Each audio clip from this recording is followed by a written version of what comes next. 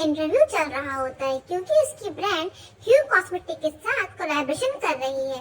वहीं दूसरी ओर आरी की मम्मी और भाई अपने नए घर में आ जाते हैं और आरी का भी एक बड़ी सा शॉप खुल जाती है और आरी अपने करियर के टॉप में होती है। तो आरी कह रही होती है कि एक बार मैं टॉप में पहुंच गई तो बस क्या यही मेरी जर्नी का एंड हो जाएगा।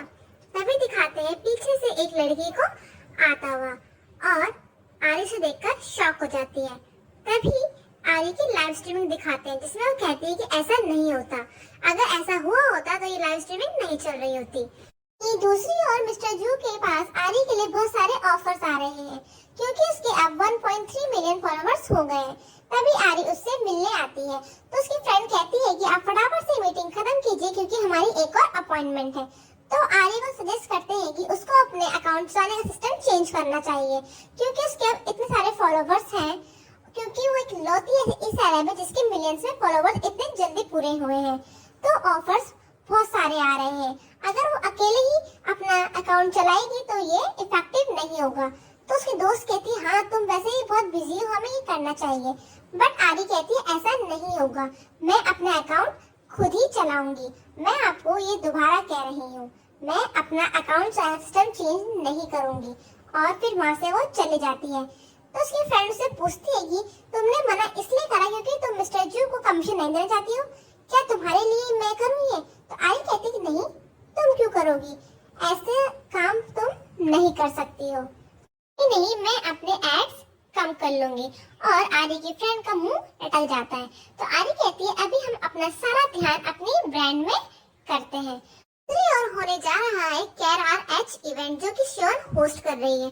तो उसकी सेक्रेटरी कहती है कि हमने बहुत सारे सेलेब्स को बुलाया है और उनकी एंट्री फीस चैरिटी में डोनेट कर दी जाएगी। तो शियोन कहती है कि तुमने अचानक से इस इवेंट का वेन्यू चेंज क्यों करा, ये तो होटल में होने वाला था ना। तो सेक्रेटरी कहती है कि आजकल ये बार बहुत ज्यादा फेमस है। तभी शियोन को उस बार में आता है फ्लैशबैक चाहिए के ड्रग्स वाले सीन का। बस इवेंट में सेलेब्स आने स्टार्ट हो जाते हैं और आरी भी वहाँ पहुँच जाती है। तभी उसकी गाड़ी के आगे एक लड़की आने से बच जाती है। तो आरी से कहती चलो तुम्हें हम हॉस्पिटल ले जाते हैं, तुम्हें चोट तो नहीं लगी। तो लड़की कहती आप मुझे अकेला छोड़ दीजिए और वो बार के अंदर चली जाती है। वही मिन्हे आ जाती है इवेंट में और सब उसको ताली बजाते रहते हैं और उसका इंटरव्यू लेने लगते हैं। तभी आवाज आती है कि अरे वहाँ देखिए, और सब पीछे मुड़ जाते हैं क्योंकि एंट्री हो रही होती है शिव आरी की। वही दिखाते हैं बार के मालिक को जो जाता है मिलने उसी लड़की से। तो लड़की कहती है कि आप इस बार के ऑनर है ना, आप जानते हैं मेरे भाई को, वो यहाँ काम करता था, मुझे बताइए वो कहाँ है। तभी बार का ऑनर इरिटेट हो जाता है। वहीं दूसरी ओर इवेंट चल रहा होता है और आरी वो सब एंजॉय कर रही होती है और जुनक्योंग ऊपर से सब कुछ देख रहा होता है। तभी वहाँ शियोन आ जाती है और कहती है कि ओह तुम आ गए, मुझे पता था कि तुम बिजी हो। जुनक्योंग कहता है मैं यहाँ इसलिए आया हूँ क्योंकि तुम ये होस्ट कर रही हो। तो शियोन उसे कहती है थैंक यू अपना टाइम निकालने के लिए और फिर वो वहाँ से चले जाती है। तभी पीछे से जुनक्योंग आता है और कहता है कि तुम्हें लगता नहीं है हमें बात करनी चाहिए, उसी दिन के बारे में सोच रहा हूँ, तो मुझे बताओ ना मुझे क्या पता होना चाहिए। तो शियोन कहती है कि अब इस बात का कोई मतलब नहीं बनता है। तो जुनक्योंग कहता है नहीं मुझे बताओ, तुम मुझे छोड़कर क्यों चली गई थी, क्या ये तुम्हारी मर्जी नहीं थी या फिर ये उस वजह से है जो उस दिन न्यूयॉर्क में हुआ था। तभी वहाँ नीचे इवेंट में चोय बॉम्ब आ जाती है और सीधा जाकर आरी को हक कर लेती है।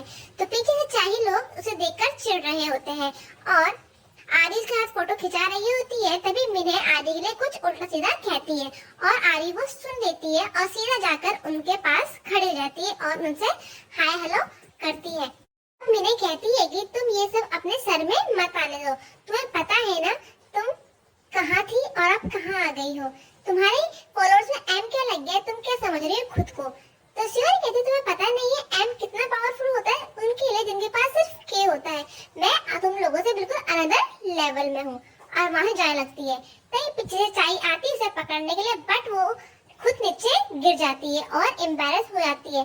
तभी जीना वहाँ आती है और उसको उठा के वहाँ से ले जाती है।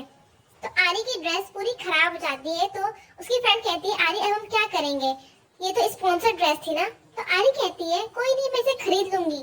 फिर वो शॉक हो जाती है और बाहर आ जाती है और सोचती है कि क्या मैंने अभी ये कहा कि मैं इसे खरीद लूंगी, और वो फिर अपनी ड्रेस देखने लगती है।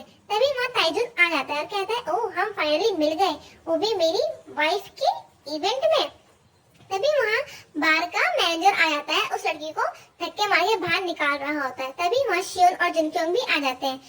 वो लड़की कह रही होती है कि मेरा भाई ऐसा नहीं है जो सुसाइड करे। तभी वो मैनेजर थप्पड़ मार देता है तो शियोन आगे उसे रोकती है। तो लड़की कहती है कि मेरा भाई ऐसा नहीं है, वो सुसाइड नहीं कर सकता। तो शियोन कहती है तुम्हारा मतलब क्या है, क्या सुसाइड हुआ है, तुम्हारा भाई कौन है?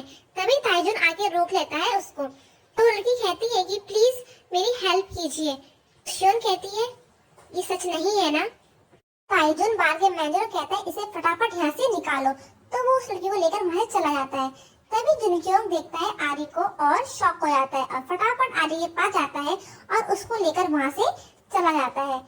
तो शियोन अपने हस्बैंड से कहती है क्या ये वही है, क्या ये वही आदमी है? तो ताइजुन उसका कुछ जवाब नहीं देता, चुपचाप खड़ा हो जाता है और ये सब मिने पीछे से सुन रही होती है।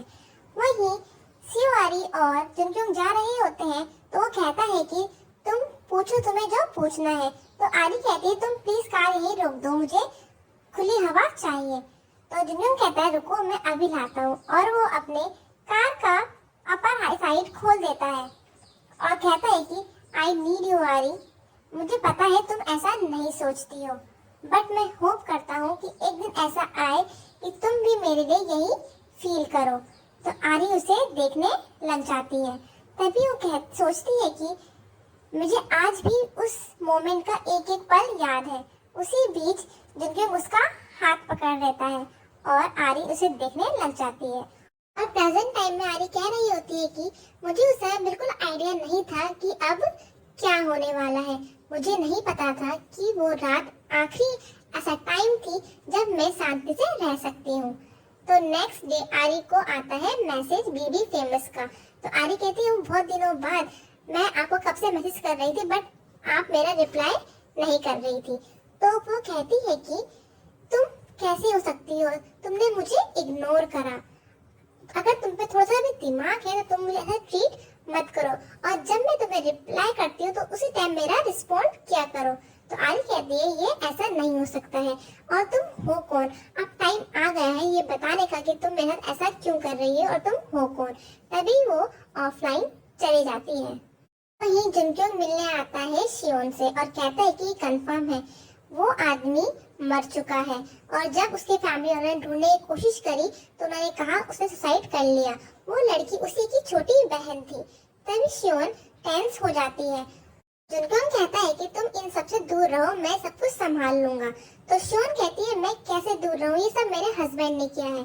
तो जुनक्योंग कहता है तुम इससे दूर रह सकती हो और तुम्हें रहना चाहिए, तुम हर चीज अपने आप क्यों संभालना चाहती हो, तुम हमेशा से ही ऐसी थी। तभी आता है उनका फ्लैशबैक, जब शियोन वही सैंड लॉरेंट वाली ड्रेस पहनकर आई होती जुनक्योंग से मिलने के लिए, और ये ड्रेस जुनक्योंग ने ही उसे गिफ्ट करी होती है बट रॉन्ग साइज की। कहती है कि मैंने इसे ऐसे ही पहन लिया क्योंकि मुझे पता है तुमने बिना सोचे समझे इसे खरीदा होगा। तो जुनक्योंग कहता है मैंने इसे ऐसे ही नहीं खरीदा, मैंने बहुत सोच समझ के ही खरीदी थी।